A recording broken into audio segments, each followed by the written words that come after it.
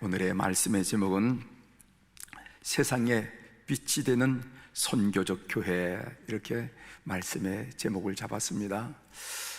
우리 교회 당일 때 여러분들에게 말씀드렸듯이 우리 교회 새해 표현은 뭐냐면은 세상에 빛이 되는 선교적 교회라, 이렇게 우리가 표어로 삼았습니다.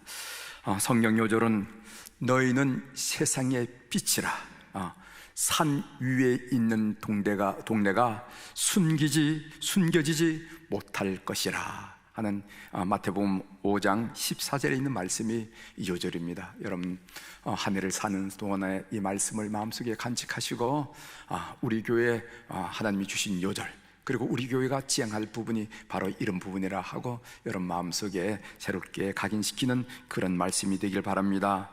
너희는 세상의 빛이라, 산 위에 있는 동네가 숨겨지지 못할 것이라 하는 것을 기억해 주시길 바랍니다.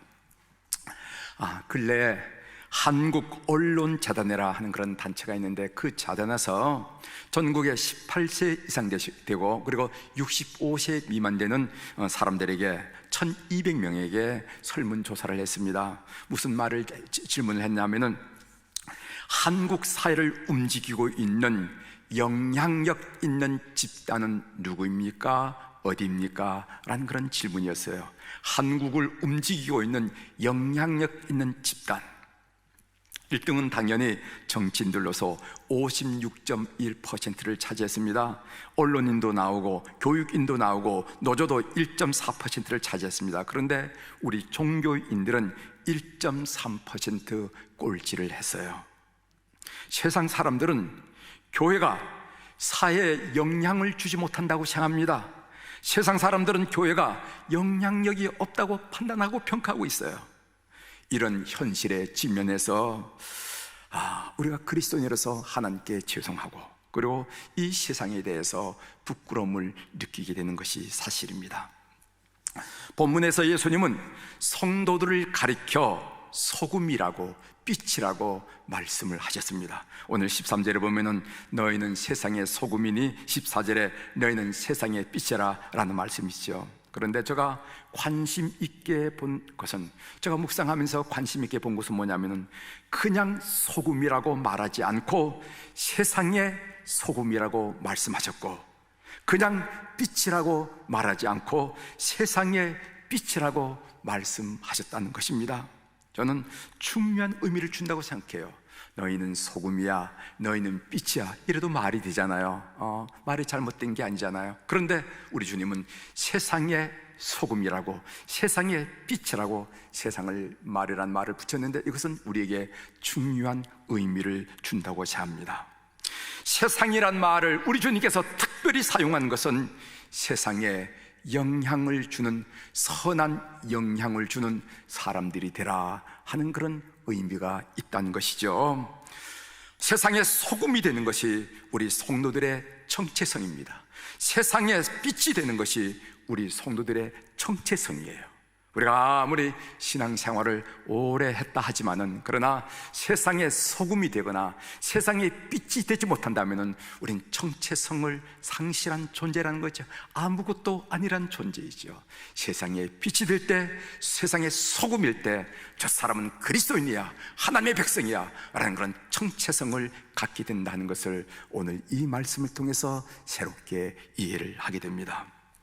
교회는 다음 세 가지 유형으로 세상과 관계를 맺고 있습니다. 여러분, 한국에도 많은 교회가 있고 세상에 많은 교회가 있지만 그 교회를 보면은 그 교회가 세상과 관계를 맺는 것을 보면 세 가지 유형이 있다는 것이요. 첫째 유형은 뭐냐면은 세상 가치관에 점령된 교회가 있을 수가 있습니다. 그 예로 히틀러를 옹호했던 독일 교회, 일제와 신사참배를 종교의식이 아닌 국가의식이라고 강변했던 한국교회를 들 수가 있겠죠.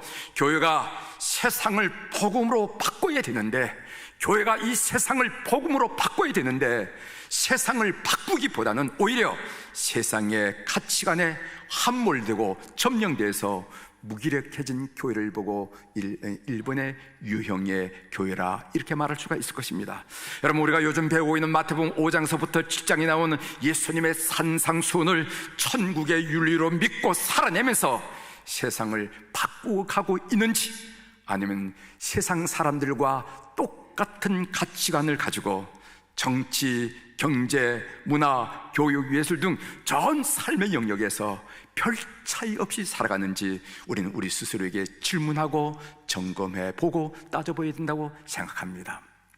교회가 이 세상에 대해서 선한 영향력을 갖지 못한다면 그 교회는 세상 가치관에 함몰된 점령된 교회라 이렇게 평가받지 않을 수가 없겠죠. 두 번째로는요, 세상과 단절된 교회 유형이 있을 수가 있습니다.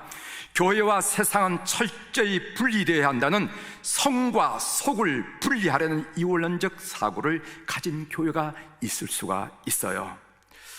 교회사를 보면은 주님을 따르는 일로 세상과 단절한 사람들이 있었습니다. 제가 생각할 때 그 최초의 사람이 사시기경 이집트에서 시작한 사막 수돈 운동이 아니었는가 이렇게 생각합니다. 사막의 교부들은 세상의 유혹을 멀리하고 하나님께 더 가까이 가려는 열망으로 사막에 들어가서 기도에 전념했던 사람입니다. 지금도 수도원 있죠? 제가 그 수도원에서 잠깐 여러분들에게 설명해 드리죠. 사막 한가운데 깊은 곳에 그 허미 수도사라고 그러는데 조금 작은 동굴에 들어가서 거기서 기도하고 이런 사람들이 있다는 것이죠.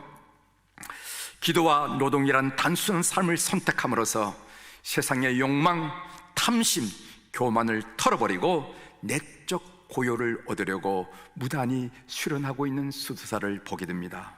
영성적 측면에서는 나름대로 의미가 있고 가치가 있는 일이지만 문제는 그들이 세상을 등진 삶을 살고 있다는 게 문제가 있다는 것이죠. 그러면은 세상과 단절된 교회가 세상에서 하는 일은 무엇입니까? 영혼 구원을 위한 전도만이 세상을 향한 교회의 유일한 사명이 되는 것입니다. 이렇게 비유하면 여러분들이 쉽게 이해할 수 있을 거예요. 여러분, 방주라는 거 아시죠? 물 위에 둥둥 떠가지고 헤엄치는 사람, 살려달라고 하는 사람 이렇게 건져내는 거, 그런 역할만 한다는 거죠. 하나님이 우리에게 기대하는 것은 세상에 들어가 누르기 밀가루 반죽을 부풀어 오르듯이 참수원처럼 세상의 악을 물리치면서 세상을 변혁하고 개혁하고 한 나라를 만들길 기대하는데 그렇지 못하다는 말이에요. 예를 들어서 지구온난화에 대한 뉴스를 접하면 지구촌의 일원으로서 함께 걱정할 수는 있겠지만은 환경 문제를 하나님의 창조 질서와 하나님의 구원의 관점에서 이 문제를 해석하고 접근하려는 시도를 하지 않는다는 것입니다. 이럴 경우에 교회 건물이 더 높이 올라가고 교인 수가 더 많아질지라도 세상 사람들은 그 교회 그 교인들을 향해서 그 교회 사람들이라 이렇게 평가절한다는 것을 우리가 놓쳐서는 안 된다는 것이죠. 세 번째로는 세상으로 보내심을 받은 교회 유형이 있습니다. 이런 교회 교인들은 주일 예배를 통하여 말씀으로 무장하고 성도의 교제를 위로받으면서 세상으로 나갈 준비와 채비를 합니다. 월요일부터 토요일까지 세워주신 자리에서 하나님의 백성으로 증인된 삶을 살아냅니다. 이러한 성도의 삶에는 예수 그리스도를 닮으려는 내적 성화가 이루어지고 그리고 세상을 변화시키려는 사회적 성화의 열망이 있어요. 이런 교회 성도들은 세상에 있지만 세상에 속하지 않습니다. 그래서 여러분 그 주보에 그 요약하는 설교문에 보면은 in the world but not of the world, 거기서 in the world라는 in이란 전치사, of the world라는 그 of라 하는 그런 전치사를 썼는데 in the world but not of the world 하는 것이 성도의 삶이라 한 얘기입니다. 우리 수표교 교회가 지향하는 교회는 세상과 소통하고 세상을 섬기며 그리스도의 복음으로 세상을 변화시키는 선교적 교회입니다. 우리가 지향하는 교회는 온 성도가 세상으로 보내심을 받았다는 확신 아래 세상 속으로 깊숙이 들어가 하나님의 통치를 삶으로 보여주는 선교적 교회입니다. 우리가 지향하는 교회는 성도들 교회 안에서만 순응하도록 훈련시키는 것이 아니라 교회 담장을 넘어 공의로운 사회를 만들어가는 하나님의 사람으로 세워가는 선교적 교회입니다. 그렇지 않는다면 아무리 이 땅에 성도가 많아진다 하더라도 이 세상은 여전히 불의한 세상으로 남겨지게 될 것입니다. 주님이 본문을 통해서 오늘 주시고자 하는 말씀을 두 마디로 요약할 수 있다고 생각합니다. 하나는 영향력이라는 단어로 요약할 수가 있고, 또 다른 하나는 희생이라는 단어로 요약할 수가 있다고 생각해요. 성도란 영향력이 있어야 되고, 그 영향력은 희생을 통해서 얻어진다는 것입니다. 그래서 16절에 보면요, 이같이 너의 빛을 사람 앞에 비치게 하여 그들로 너의 착한 행실을 보고 하늘에 계신 너희 아버지께 영광을 돌리게 하라 하면서 주님께서 빛과 소금 이야기의 결론을 맺는 것을 보게 됩니다. 먼저 성도는 세상에 대하여 영향력을 가져야 된다는 것이죠. 소금이 부패를 방지하듯이, 빛이 어둠을 몰아내듯이 성도는 세상에 대해서 영향력을 가져야 한다는 것입니다. 18세기 영국 정치인 중에 윌리엄 윌버포스, 여러분 들어보시죠. 윌버포스라는 사람이 있었습니다. 이 사람은 25살 때 예수 그리스도를 인격적으로 만난 사람입니다. 예수님을 영접한 후부터 소금과 빛된 삶을 살고자 다짐했습니다. 그런데 언제부턴가 영국에 잡혀온 아프리카 노예들을 보면서 마음이 아프기 시작했어요. 그는 노예들을 해방시키는 것이 정치인으로서, 성도로서 사명이라고 확신하게 되었습니다. 그는 27살 때 노예 폐지 운동을 시작했습니다. 당시 영국에서는 노예를 매매하는 일이 국가 재정 수입의 3분의 1을 차지하고 있었습니다.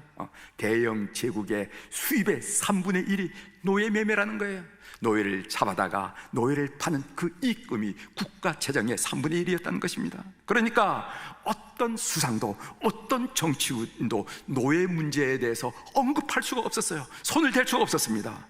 윌버포스가 노예 폐지 운동을 벌이자 당시 영국의 거물급 정치인인 에빙턴 백작이라는 분이 이런 이야기를 했습니다. 인간의 존엄을 따지는 것은 사적인 감정이다. 윌버포스가 한 얘기는, 저들은 피부가 거물질라도 하나님의 형상을 닮은 인간입니다. 저들에게 인간의 존엄이 있습니다 라고 이야기했다니까, 그 백작이 한 얘기가, 인간의 존엄을 따지는 것은 사적인 감정이다. 인간의 존엄이라고 하는 것은 공적인 자리에서 존재하지 않는다. 인간의 존엄을 따지는 사적인 감정을 가지고 정치하지 말라 하고 공개적으로 경고까지 했습니다. 이런 반대와 암살 위협에도 불구하고 그는 끝까지 싸웠습니다. 1833년 7월 27일 윌버포스가 노예 해방을 위해 헌신한 지 56년 만에 영국 의회는 노예제도를 폐지하는 법안을 통과시켰던 것입니다. 그는 사회 영향력을 가진 성도였고 크리스천 정치인이었다는 것이죠. 사랑하는 교회 여러분, 여러분은 가정에, 직장에, 어떤 모임에, 이웃에 영향력을 미칩니까? 아니면 영향력을 받고 있습니까? 저 예수 믿는 며느리가 오더니까 우리 집안이 완전히 달라졌어, 그런 소리를 듣습니까? 아니, 저 사람이 집사였어? 저 사람 교회 다니는 권사였어? 난 몰랐네? 이렇게도 들릴 수도 있다 말이죠. 사랑하는 교회 여러분, 여러분들은 영향력을 미치는 그런 그리스도인들이 되기를 주의 이름으로 축원합니다. 두 번째로는 성도의 영향력은 어디에서 오는가? 희생에서 온다는 것입니다.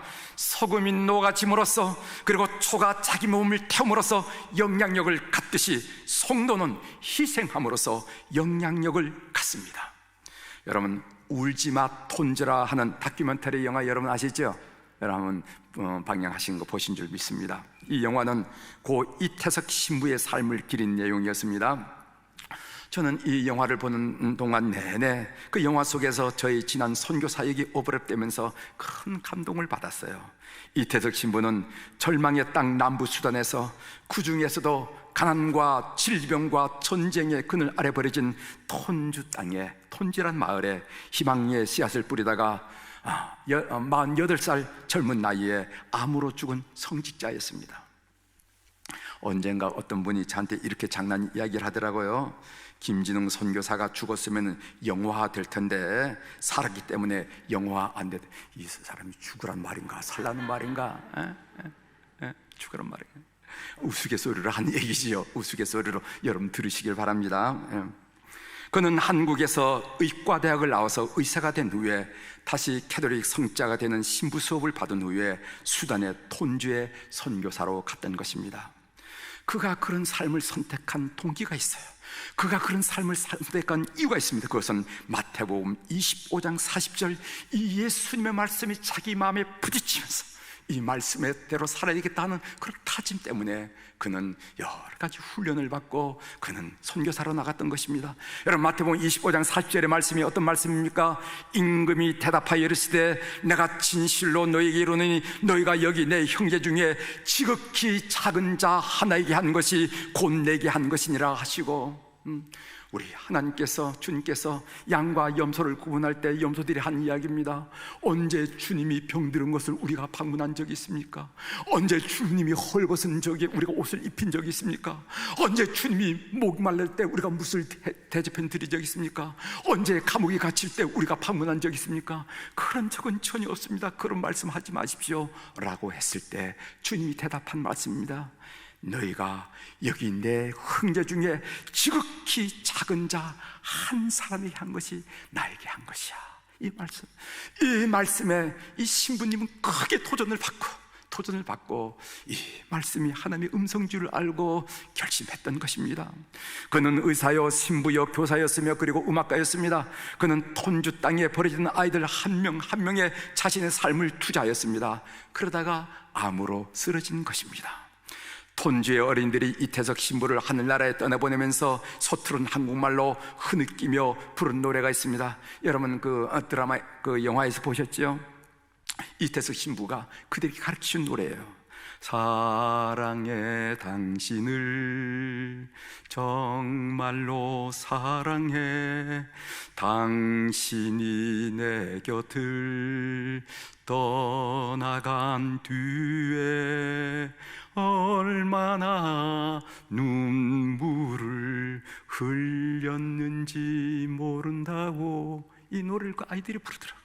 저는 그 노래를 따라 부르면서 이 땅에 그런 그리스도인들이 있기에 희망이 있다. 이 땅에 많은 사람이 힘들다고 하지만은 그런 그리스도인들이 있기에 이 땅은 희망이 있다 라는 그런 생각이 절실했습니다. 그는 이 땅의 소금이고 빛이었습니다. 사랑하는 교회 여러분, 희생이 감동을 주는 거예요. 희생이 감동을 줍니다. 말만 잘하면 말꾼밖에 되지 않지만은 희생이 있어야 감동을 주는 거예요. 우리 교회도 이런 작은 희생을 이어서에서 감당하는 교인들이 있어서 제가 행복한 목회를 하고 있습니다. 새 온 교우들이 기도하고 힘을 쏟아야 할 8대 중점 사역을 다시 말씀드리겠습니다. 여러분 주보 후면에 보면은 우리 교회가 추구하고 일하는 8대 중점 사역이 있습니다. 첫 번째로는 헌신 제자 양육을 강화하겠다는 것입니다. 그동안 한국 교회와 교회 지도자들을 사로잡았던 망령은 한마디로 말하면 교인 수 늘기였습니다. 목회자들이 만나면은, 장로님들, 교회 지도자들이 만나면은 그 교회 교인 수가 몇 명이야? 그게 첫 번째 질문이었다는 것입니다. 예수님은 제자를 삼으라고 말씀하셨지 교인 수 누리라고는 단 한마디도 말씀하신 적이 없습니다. 여러분 마태복음 28장 19절에 보면은 너희는 가서 모든 민족을 제자로 삼아라는 그런 말씀이 있죠. 예수님이 오병이어의 기적을 일으키자 신앙 소비자였던 5,000명 이상의 군중들이 예수님을 따르겠다고 두 손을 번쩍 들었습니다. 그러나 예수님은 그런 군중들을 물리치고 12명의 제자를 양육하는데 심려를 집중했다는 것을 우리가 성경을 통해서 볼 수가 있습니다. 우리 교회는 지난 6월 20일에 헌신 제자 양육 1기 총 27명의 수료식을 감격스럽게 가졌습니다. 현재 2기 30명이 그리고 3기 45명이 훈련 중에 있어요. 여러분 제가 여러분들에게 당부를 드립니다. 특히 구원의 확신이 없는 교우들은 반드시 헌신 제자 양육에 참여해 주시길 바랍니다. 우리가 구원의 그런 뜨거운 구원의 확신을 가졌다가도 세월이 지나면서 타성에 빠져서 그 감격을 상실할 때도 있어요. 그리고 또 부모님으로부터 날 때부터 신앙인이기 때문에 어떤 교회 생활은 너무도 나에게 익숙하지만은 구원의 확신 문제가 조금은 아직까지 확신이 들지 않을 때가 있습니다. 그럴 때 여러분들, 우리 헌신 일부 12과가 적어도 3개월 동안 이 헌신을 고민하고 성찰하고 기도하도록 만들어줬다는 거죠. 여러분 꼭 하셔서 여러분 인생 중에 단 한 번이라도 진지하게 나의 구원 문제를 한번 생각해 봐야 되지 않겠습니까? 성찰해 봐야 되지 않겠습니까? 세월은 지나서 또 새해를 맞고 죽음의 순간들은 가까이 다가오는데 구원 문제 했을 때는 자꾸만 자신이 없고 이렇게 해서는 안 된다는 거예요. 우리 수배교회 성도들이 꼭 기회가 될 때 헌신 제자양을 통해서 구원의 확신에 가고, 그리고 오늘 땅에 나에게 호흡을 주신데 생명 주신 이유가 뭔지 하나의 소명을 질문하는 그런 교우들이 꼭 되시기를 주의 이름으로 고면합니다. 두 번째로는 의료 선교위원회 사역입니다. 우리 교회는 의료교회에 종사하는 교우들이 많이 있어요. 제가 한번 조사해 봤다니까 아버지, 엄마, 아들, 며느리, 또 딸, 사위 이렇게 해서 쭉 이렇게 조사해 봤다니까 한 30명 내지 한 40명이 의사, 간호사 또는 의료계에서 종사하는 분들이 그 정도로 파악이 되었습니다. 많이 가졌다는 것은요, 사명이라고 말했잖아요. 오프라 윈프리가 한 얘기입니다. 그 흑인 앵커가 한 얘기예요. 많이 가졌다는 것은 그건 사명입니다 라고 토전했습니다. 우리 교회가 이렇게 의료인이 많다는 것은 교회 사명이라고 누구도 의심할 수 없다는 거죠. 이제까지 우리 교회는 의료인을 중심으로 정기적으로 비전 트립을 다녀왔습니다. 이 사명을 지속적으로 감당하도록 하겠습니다. 세 번째로 이슬람 선교위원회 사역입니다. 저는 이집트에서 여러분들이 잘 알다시피 선교사로서 15년 동안 사역했습니다. 매일 파즈르 아잔, 이것은 새벽 기도를 알리는 아잔 소리인데, 파즈르 아잔 소리를 들으면서 잠자리에 일어났고, 이스타 아잔, 이것은 잠자리에 들기 전에 기도하는 기도 소리인데 그것을 소리 들으면서 저는 잠자리에 들곤 했습니다. 그런데 지금 무슬림이 지구의 동쪽 끝자락에 있는 한국의 이웃이 되고 있습니다. 이슬람교 서울 중앙 모스크에 따르면 현재 한국인 무슬림이 몇 명이 되는가? 2만 5천 명에서 4만 명가량이 된다고. 그리고 애국인 무슬림까지 합해서 이 땅에 살아가고 있는 무슬림들이 전체가 25만 명 내지 20만 명 내지 25만 명으로 추산된다, 이렇게 말하고 있습니다. 여러분, 20만 명, 25만 명 적은 숫자가 아니라는 거 여러분 아시죠? 아랍 무슬림들만 우리 땅에 1만 명이 살고 있습니다. 여러분, 흰 갈라비아 입고 머리에 뭐 두근 쓰고 두근 같은 거 쓰고 이렇게 왔다 갔다 하는 사람들, 우리가 어릴 때는 TV를 통해서 세상에 저런 사람도 살고 있구나, 아라비안 나이트 하던 그 사람이 1만 명가량이 오늘 우리 땅에 살아가고 있다는 것을 여러분 잊지 마십시오.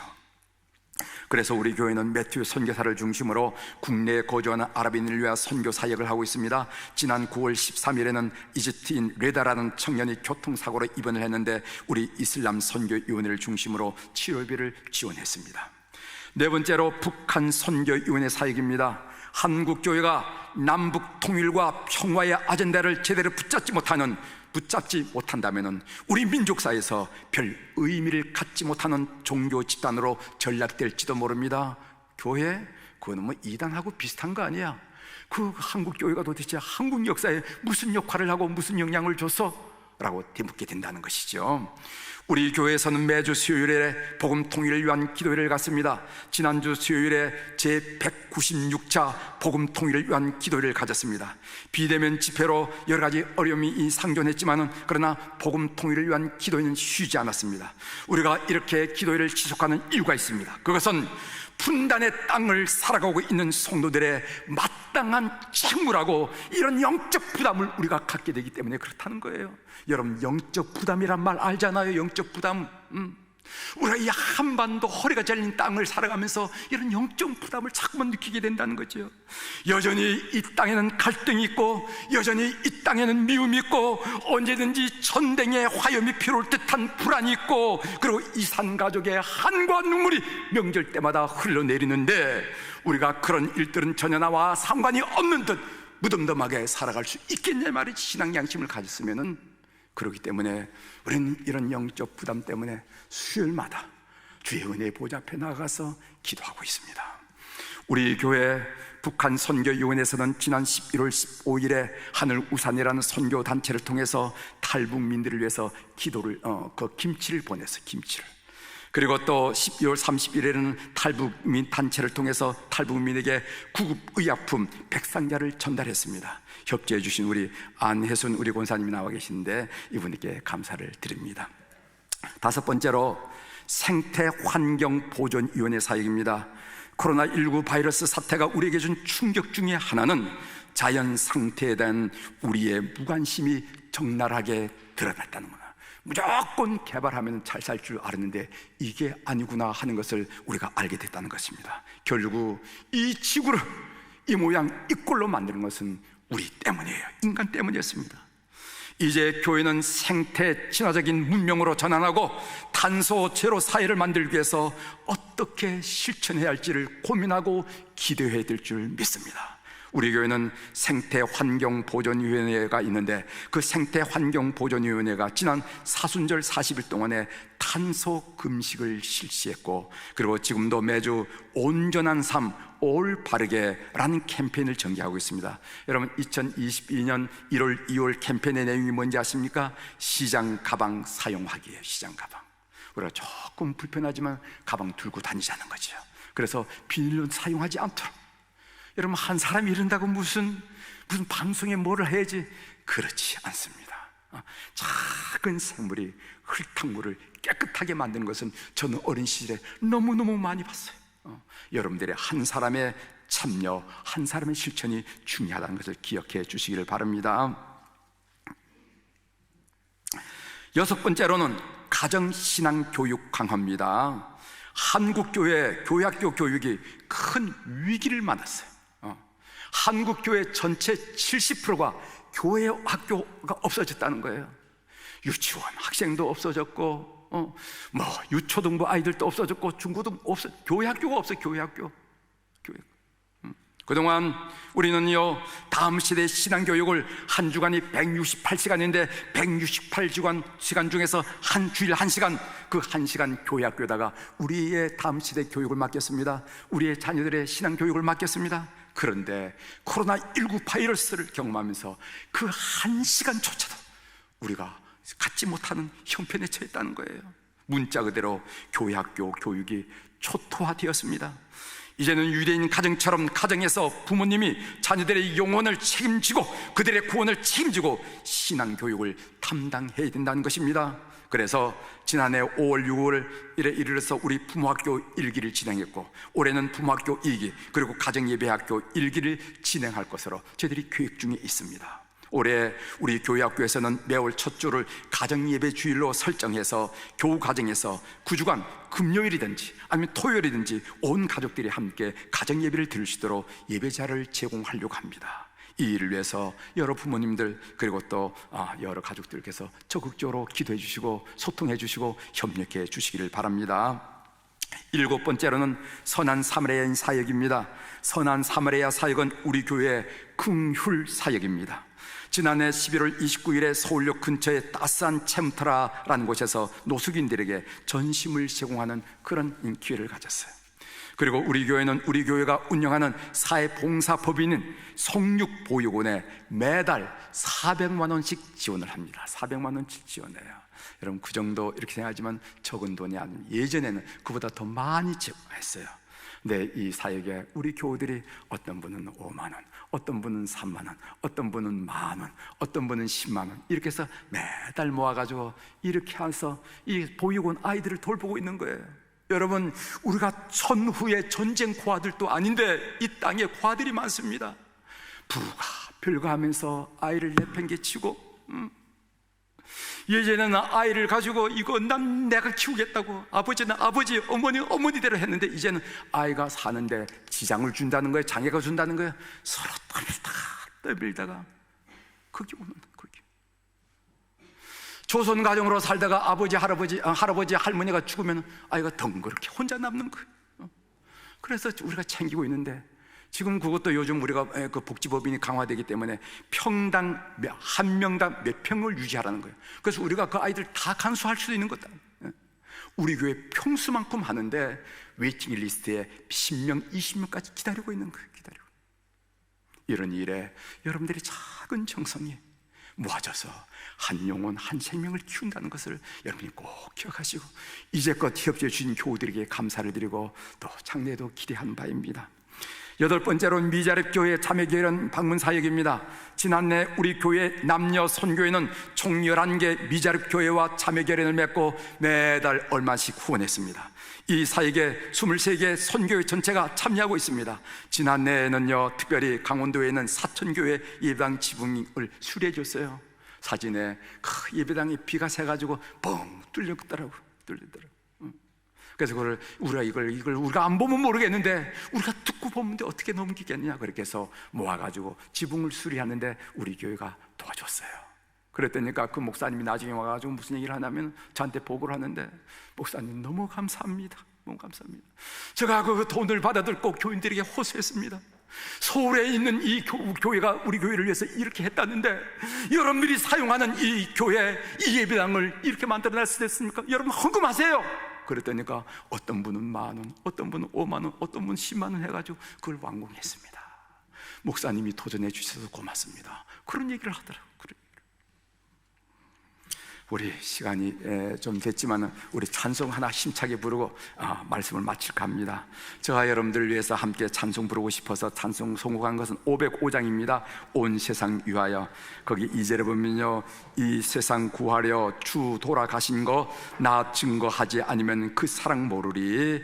주 예수여 이름 힘입어 이 복음 전하자. 먼 곳에 나가서 전하지 못해도 나 어느 곳에 있든지 늘 기도 힘쓰리. 전하고 기도에 매일 증인 되리라. 이 고백이 오늘 새해를 시작하면서 우리 모든 성도들의 다짐과 고백이 되리를 바라면서 우리 함께 부르고 말씀을 마치도록 하겠습니다.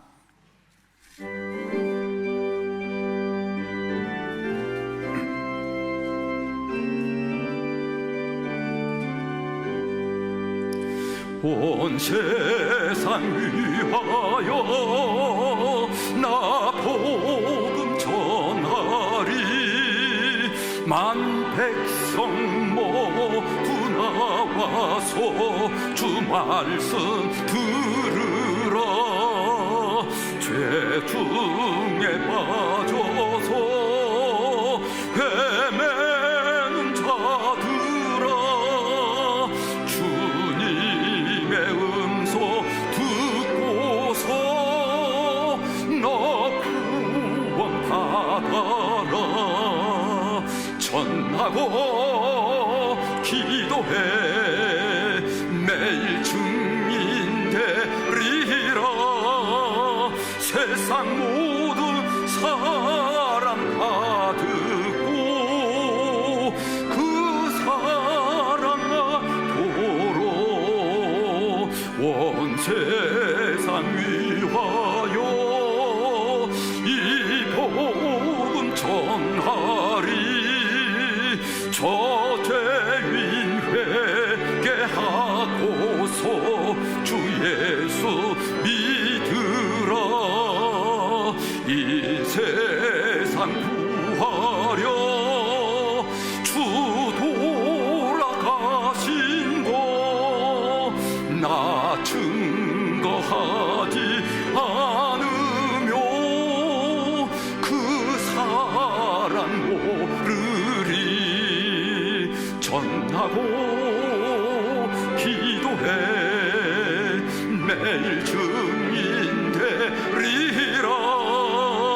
세상 모든 사람 다 듣고 그 사랑아 도로 온 세상 위하여 주내 힘하니.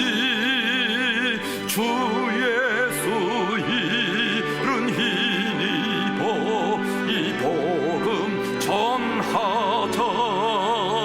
먼 곳에 나가서 전하지 못해도 나 어느 곳에 있든지 늘 기도 힘쓰리.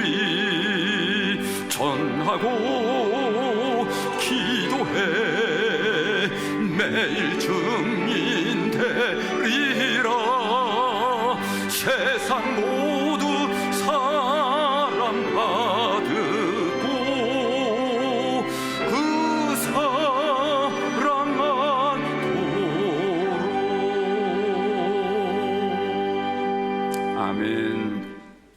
이제 말씀을 마치겠습니다. 어떤 외국인은 우리나라를 ROTC라 이렇게 비아냥거렸어요. ROTC 여러분 학사장교 아시죠? 그 ROTC가 아니라 ROTC가 무엇인지 아십니까? Republic of Total Corruption, 총체적 부패 공화국이라는 거예요. 교인들이 25%가 된다는 나라에 이런 오명을 뒤집어 쓰고 살아야 되겠습니까? 소금의 맛과 등불의 빛이 바로 성도들의 능력입니다. 성도들의 능력이라는 것은 교회의 크기, 교인의 숫자에 있는 것이 아니라 주위 사람들에게 미치는 영향력에 있습니다. 영향력이 크면은 아무리 작은 교회를 할지라도 능력 있는 교회이고, 영향력이 적으면은 아무리 큰 교회를 할지라도 능력이 없는 교회입니다. 우리 교회는 주변에 영향력이 크게 미치는 그런 교회가 되어왔고 되어야 될 줄 믿습니다. 우리 교회 성도들은 영향력이 큰 성도로서 그렇게 살아왔겠지만은 앞으로 살아가는 교우들이 되기를 주의 이름으로 축원합니다. 기도하시겠습니다.